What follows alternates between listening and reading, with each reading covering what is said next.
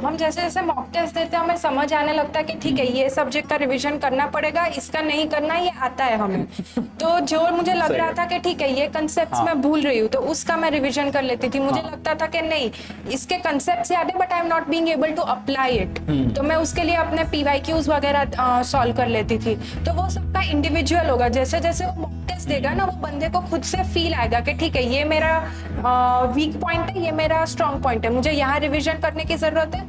और रिवीजन का एक और अच्छा मेथड जो मुझे मृणाल सर ने बताया था, बिकॉज मैं स्टार्टिंग में रिवीजन कर रही थी तो मैं पूरे नोट्स पढ़ रही थी तो उसमें मुझे बहुत ज्यादा टाइम जा रहा था। तो उसमें एक मृणाल सर ने मुझे अच्छी टेक्निक ये बताई थी कि आप बुक बंद कर दो, आप खुद से रिकॉल करो कि आप कितना याद कर पा रहे हो। तो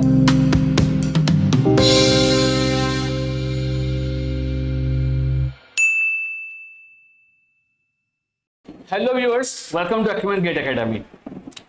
दोस्तों आपको जैसे पता ही है कि नाज़नीन जो 285 रैंक पे IISc बेंगलुरु MVLSI सिक्योर कर चुकी है। अब दोस्तों इसकी कहानी अलग इसलिए है बिकॉज इन्होंने ड्रॉप लेने का डिसीजन लिया था एंड पूरा 1 साल उन्होंने डेडिकेटेडली गेट के लिए प्रिपरेशन किया था। सो इस वीडियो में मेजरली हम ये जानने वाले हैं कि ये पूरा 1 साल 2024 से लेकर 2025 उन्होंने कैसे प्रिपरेशन किया था, उनका जो टेक अवे था फ्रॉम 2024 का एक से एवरेज रैंक 3700 एक एवरेज रैंक, उससे कैसे जंप किया टुवर्ड्स 285th रैंक। सो नाज़नीन ये बताइए कि आपने ये पूरा 1 साल कैसे प्रिपरेशन किया एंड स्ट्रेटेजी क्या था? सबसे पहले मुझे अपने 2024 के अटेम्प्ट से ये मालूम चल गया था कि मुझे प्रैक्टिस करने की ज्यादा जरूरत है, speed as well as mock test ज्यादा देने हैं। और मुझे ये पता था कि मेरे कौन कौन से टॉपिक्स वीक है। तो टॉपिक और सब्जेक्ट्स हाँ। तो मैंने ये सोचा था, मेरी प्लानिंग ऐसे थी कि अक्टूबर एंड तक मुझे कुछ भी होके सिलेबस कंप्लीट कर ही देना है ताकि नवंबर में मेरा रिवीजन स्टार्ट हो जाए। और मैंने टारगेट रखा था कि नवंबर में मुझे मिनिमम 3 मॉक टेस्ट तो देने ही है फुल लेंथ। ओके। और ये प्रिपरेशन शुरू कब किया था आपने? मोस्टली जून जुलाई में, यानी कि कॉलेज ऑलमोस्ट खत्म हो गया था उस समय पे। ठीक है। तो मैं ऐसा नहीं था कि न्यू सब्जेक्ट करती जा रही थी। मेरा एक मेन मोटो ये था कि मुझे पुराने सब्जेक्ट्स भी साथ साथ रिवाइज करते रहना है, क्योंकि लास्ट ईयर मेरे साथ ऐसा हुआ था कि मैं जब एंड में रिवीजन करने बैठी थी तो जो मैंने फर्स्ट सब्जेक्ट किया था वो एकदम न्यू लग रहा था मुझे, क्योंकि बीच में रिवीजन किया ही नहीं था मैंने। तो इस बार मैंने ये स्ट्रैटेजी रखी थी कि मंथ वाइज जो भी मेरा टारगेट है, पर पुराने सब्जेक्ट्स भी साथ साथ में भी आधा घंटा या 45 मिनट्स 15 मिनट्स पुराने सब्जेक्ट्स का कुछ प्रैक्टिस कर लो, कुछ क्वेश्चन सॉल्व कर लो या कुछ फॉर्मूलाज देख लो। तो वो मेरा एक इम्पॉर्टेंट पॉइंट था। और नवंबर में मैंने अपने मॉक टेस्ट फुल लेंथ देने चालू किए थे। यानी अक्टूबर तक आपका पूरा सिलेबस एक बार तो आपने कंप्लीट कर लिया। यस। और ये कंप्लीट करने का मतलब थोड़ा बताइएगा, यानी कि थ्योरी लर्न करना, कंसेप्ट लर्न करना या साथ में क्वेश्चन प्रैक्टिस भी, यानी कैसा क्या बता रहे हो? मैं लेक्चर्स देखती थी, साथ साथ नोट्स बनाती थी उसके लिए और वर्कबुक वगैरह सॉल्व करती थी। ये मेरा पैटर्न रहता था। और जैसे कि पहले का पुराने सब्जेक्ट्स का कुछ ना कुछ रिवाइज करो या क्वेश्चन सॉल्व करो। तो उसमें भी क्वेश्चन सॉल्विंग या फिर concept revision based on the subject. Yes. Okay. तो नियरली कितने सब्जेक्ट्स आपको पहले से ही प्रिपेयर करने थे, यानी जो आपको लगते थे? मेरे लिए नेटवर्क्स ऐसा था जो मैंने 2024 में मेरा काफी वीक था वो। तो मैंने इस बार मैक्सिमम टाइम नेटवर्क्स को दिया था कि वो बेसिक सब्जेक्ट भी है तो उसका फाउंडेशन स्ट्रांग होता है, तो आगे जाके एनालॉग इलेक्ट्रॉनिक्स में भी हेल्प होता है। ओके। एंड जो बाकी सब्जेक्ट्स थे उसके लिए आपने फिर मंथली अक्यूमुलेशन स्कीम अप्लाई किया कि जो भी आएंगे सब्जेक्ट्स आप रिवीजन करते ही रहेंगे। यस।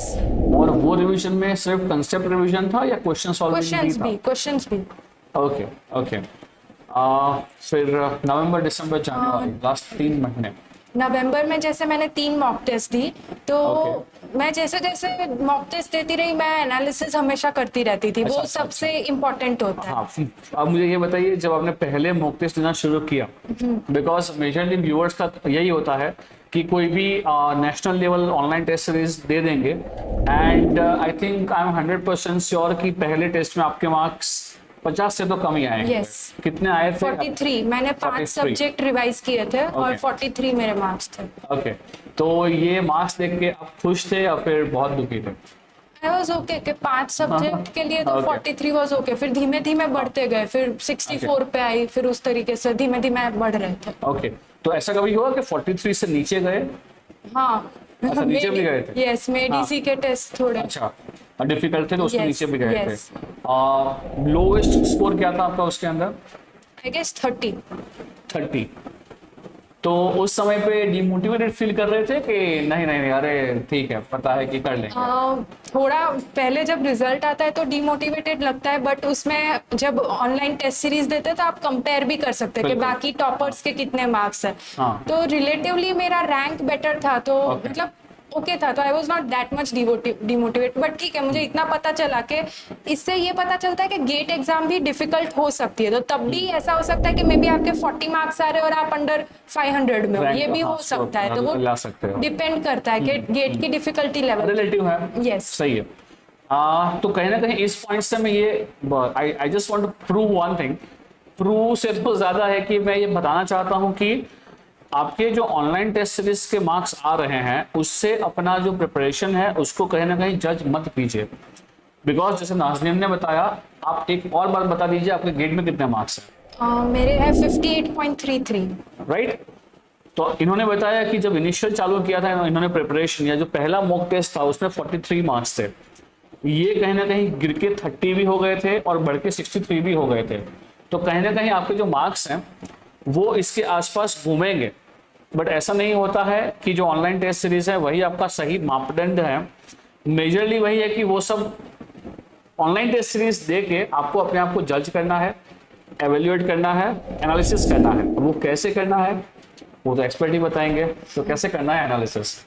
एनालिसिस के लिए मैंने अलग से एक बुक ही बना दी थी। Okay. उसमें मैं जितने भी टेस्ट होते थे उसमें ऊपर टाइटल डाल के कौन सी डेट को दिए, क्या मार्क्स आए हैं, कितने नेगेटिव हो रहे हैं, वो सब मैं पूरा लिखती थी, और लिखती थी कितने सिली मिस्टेक्स में मेरे मार्क्स हुए। तो उससे मुझे एक रहता था कि ठीक है, इस बार इतनी सिली मिस्टेक की, अब इससे कम करनी है। तो ऐसे मेरे पास एक रहता था कि इतना कम करना है मुझे। ये होता है कि हमारे लिए एक रहता है ना कि margin. Margin of error safety, कि हम भले मेरे 30 मार्क्स आए हैं बट वहां दिख रहा है कि 20 मार्क्स तो मेरे एरर में गए हैं। तो 50 तो आ सकते थे, बट कहीं ना कहीं मैंने कुछ गलती की है जिससे 30 पे आ गई। हाँ, तो थोड़ा बहुत इजीली बताइए, सिली मिस्टेक्स यानी किस टाइप की मिस्टेक्स होती थी आपकी? Silly mistakes generally calculation mistakes होती थी मेरी। तो एग्जांपल के तौर पे एग्जाम्पल के लिए मैं कह सकती हूँ कि कहीं मुझे 5+2 करना था, मैं कुछ गलत ले आती हूँ, या कभी कभी मैं कोई फॉर्मूला गलत लिख दी थी जब पता है। भूल गए 1/2 हाँ, एग्जैक्टली, कहीं डिवाइड बाय 2 करना है कोई फॉर्मूला में, तो वो भूल जाते हैं। तो फिर मैं वो लिख लेती थी कि कोई फॉर्मूला में नीचे डिवीजन बाय 2 है तो उसको मार्क कर देती थी कि ये भूलना नहीं है।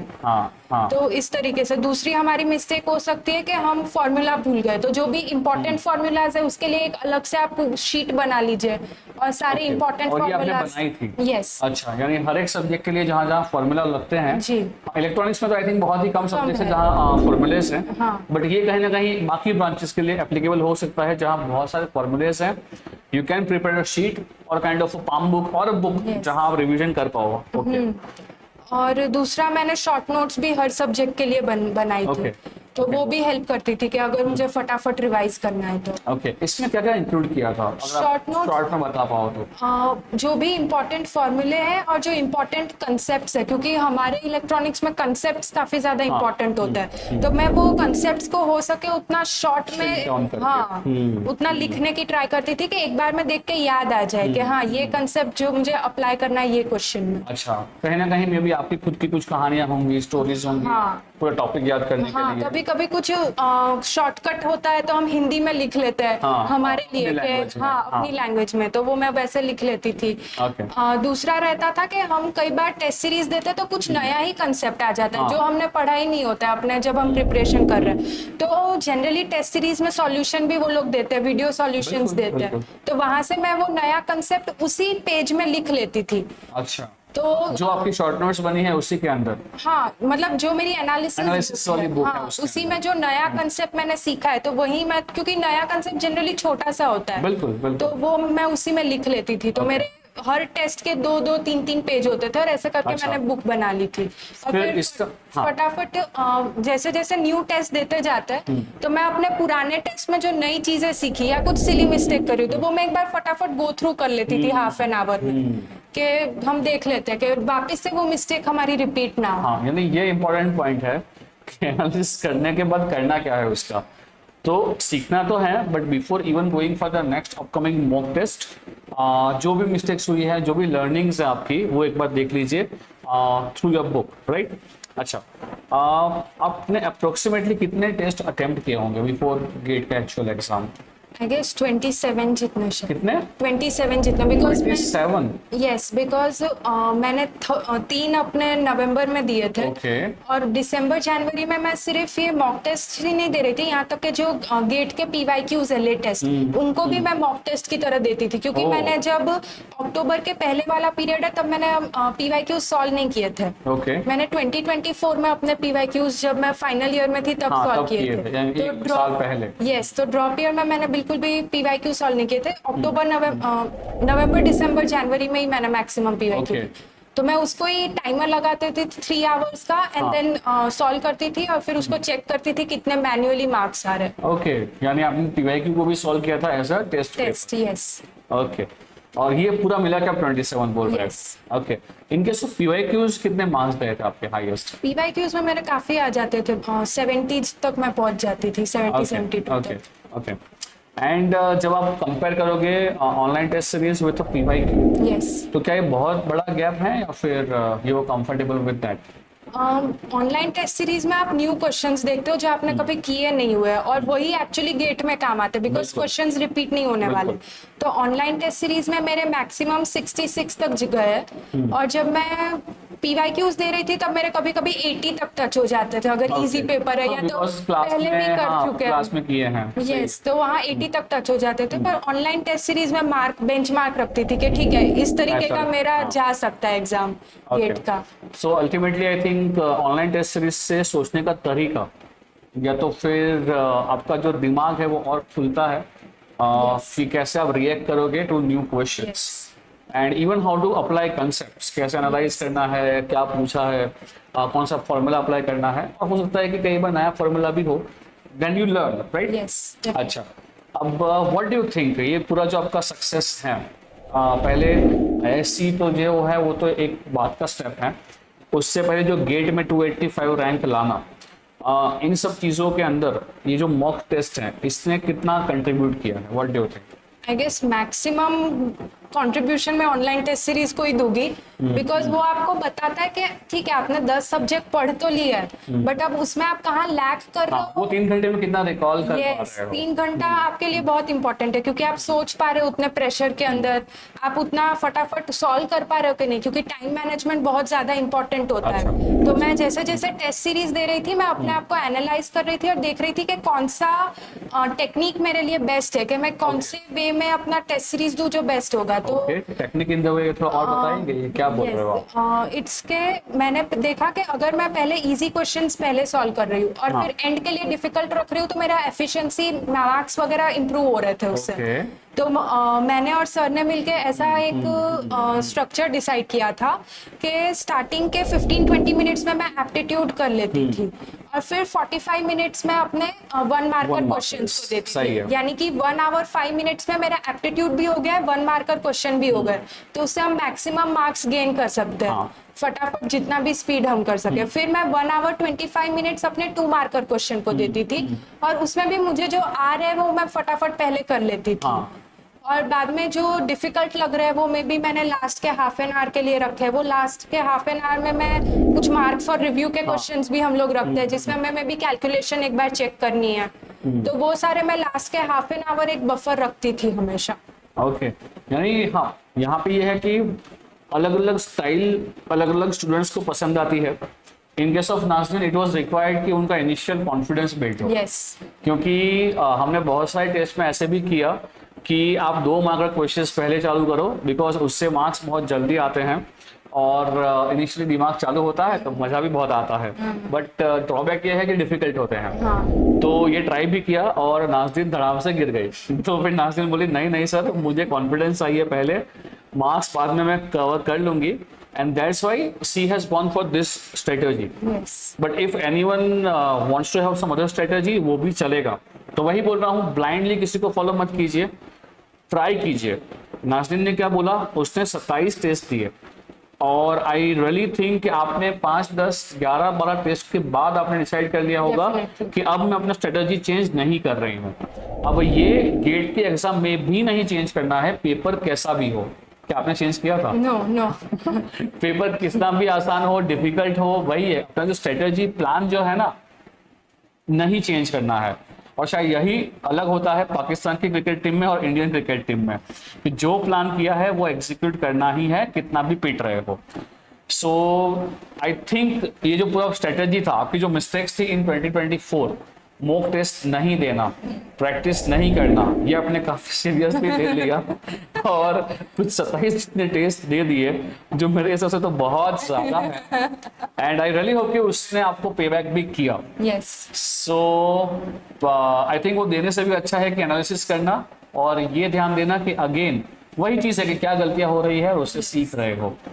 सो आई रियली होप कि अगेन इन दिस वीडियो, ये तो सबके लिए है, लाइक ये जो प्रॉब्लम होने वाला है वो सबको ही होने वाला है, कोई 4th ईयर में है या तो फिर कोई पास आउट स्टूडेंट है।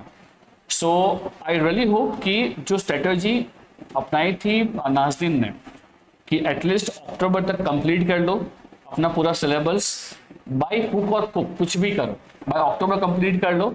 आप कोई भी ब्रांच से हो और ड्रॉप ले रहे हो तो बाय अक्टूबर कंप्लीट कर लो, और बाकी के जो 3 महीने हैं ये डेडिकेटेडली आप रख सकते हो फॉर मॉक टेस्ट। हाँ. अब जब मॉक टेस्ट दे रहे थे, वन लास्ट क्वेश्चन जो स्टूडेंट्स मुझे पूछते हैं, जब मॉक टेस्ट दे रहे थे तब रिवीजन कर रहे थे या नहीं कर रहे थे, तब क्या कर रहे थे?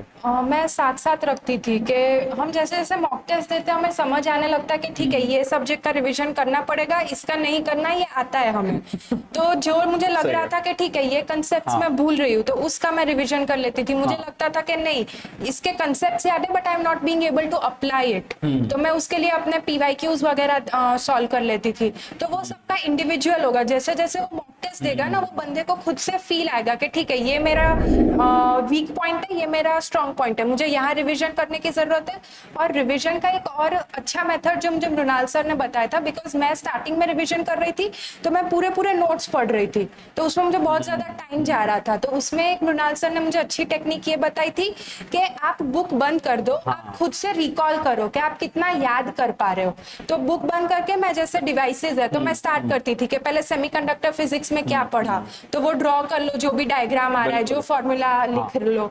फिर आप डायोड में जा रहे हो तो उसमें ओपन सर्किट, फॉरवर्ड बायस, पूरे डायग्राम्स ड्रॉ कीजिए या फॉर्मूलाज लिख क्वेश्चंस लो। आ रहे हैं, सही है। तो सही है। खुद से ऐसे रिवीजन करो, क्योंकि आप पढ़ने बैठोगे तो आपको बहुत ज्यादा टाइम लगेगा। तो और पढ़ने में जनरली जो मेरा बिलीफ है वो ये है कि आप पढ़ते हो तो दिमाग तो वही बोलेगा, हाँ ये आता है, ये आता है, ये आता है, हाँ ये सब कुछ पता है।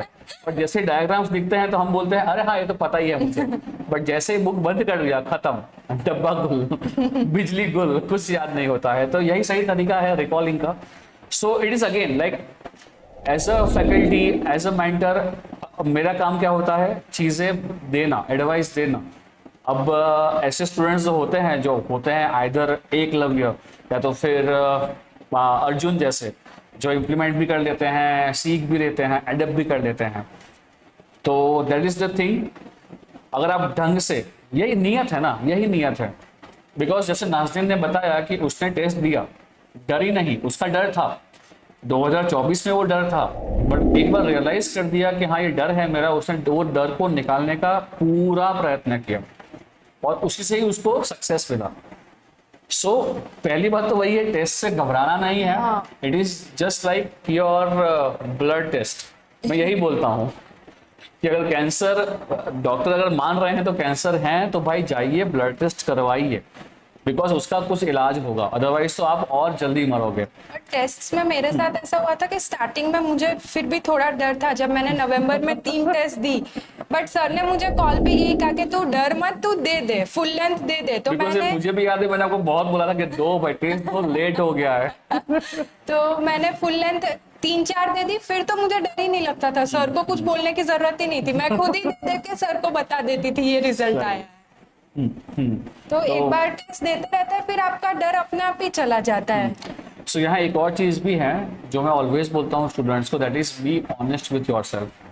जैसे नाज़नीन ने बताया कि उसने जब टेस्ट दिए, एनालिसिस किए, तब मालूम पड़ा कि मेरा ये सब्जेक्ट वीक है, ये सब्जेक्ट मेरा स्ट्रांग है, तो मालूम पड़ता है कि मुझे ये सब्जेक्ट पे काम करना पड़ेगा। और एक और चीज कि ये मत कभी सोचो कि आपका रिवीजन खत्म हो गया, वो एंड मिनट तक रिवीजन आपका चलेगा, बिकॉज आप भूलते ही रहोगे कुछ ना कुछ। इट्स नॉट कि आपका 100% हो ही गया है, प्रिपरेशन कभी भी हो एंड जाए। तक आपका चलता ही रहेगा। तो ऐसा मत सोचो कि मेरा रिवीजन जल्दी हो गया, कब कंप्लीट होगा, ये सब मत सोचो। वो चलता ही रहेगा, चलने दो उसको। इसमें मुझे एक और कहानी याद आती है। आई होप कि आप लोग कंटाल तो नहीं गए हो क्योंकि मुझे याद है कि पृथ्वीराज जो स्टूडेंट यहाँ से गया है IISc बेंगलुरु में, उसका 88 रैंक था, और वो बंदा मुझे एक दिन पहले, एग्ज़ाम का एक दिन पहले, मुझे शाम को ये बोल रहा था कि सर मेरा मैथमेटिक्स का रिवीजन बाकी है। अब जैसे नाज़नीन ने बोला वही पॉइंट, एग्ज़ाम का एक दिन पहले, और बंदा 88 रैंक लाया है in the 4th year, drop भी नहीं, कुछ भी नहीं। तो again she has said very correctly कि आपका प्रिपरेशन, आपका तैयारी, आपका सिलेबस, आपके डाउट्स, ये ना एंड तक नहीं कंप्लीट होते हैं, but it is all about how you feel confident, and वो 3 घंटा वहाँ क्या करना है और कैसे वो 3 घंटे वहाँ पे जीना है, वो काफ़ी इंपॉर्टेंट पार्ट प्ले करते हैं। ये सब होने के बाद वो 3 घंटे जब आप गए थे एग्जाम देने, आई थिंक वो तो बहुत आसानी से गए होंगे, या फिर नहीं? नहीं, मेरा केस में ऐसा था कि मेरा 2024 का अटेम्प्ट जो था उसमें मैं डर गई थी और मेरे 5 मिनट लिटरली हैंडशेक हो गया था।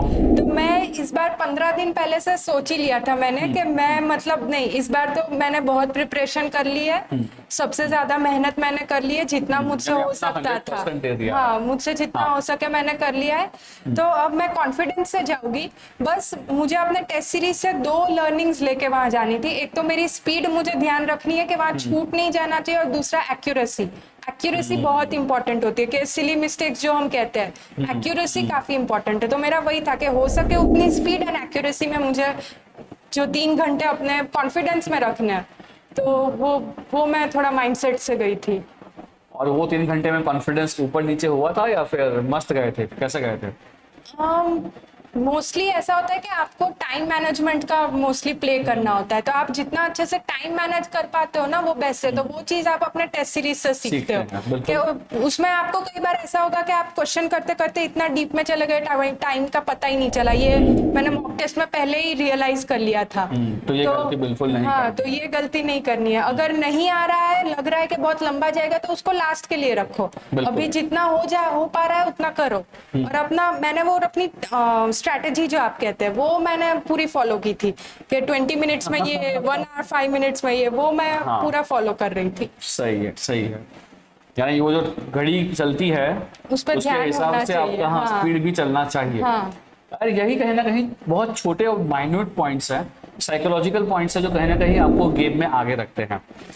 तो आई रियली होप कि again this video, second episode of journey of Nazneen, also have like made you feel कि अगर ड्रॉप ले रहे हो या तो फिर अगेन आप 4th ईयर में हो, तो stick to your plan, syllabus complete कीजिए as soon as possible, and फिर लास्ट का 2-3 महीना लगातार चले जाइए क्वेश्चन प्रैक्टिस के ऊपर एंड मॉक टेस्ट के ऊपर।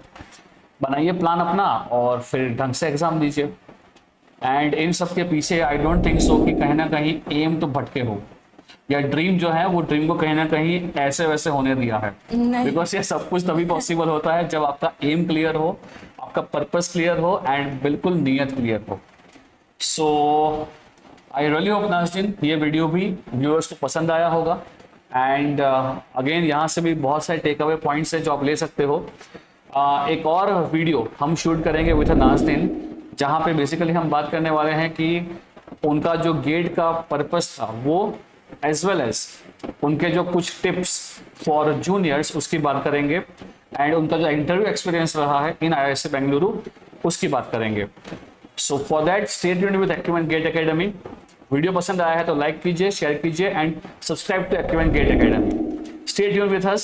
सी ya, bye bye, take care.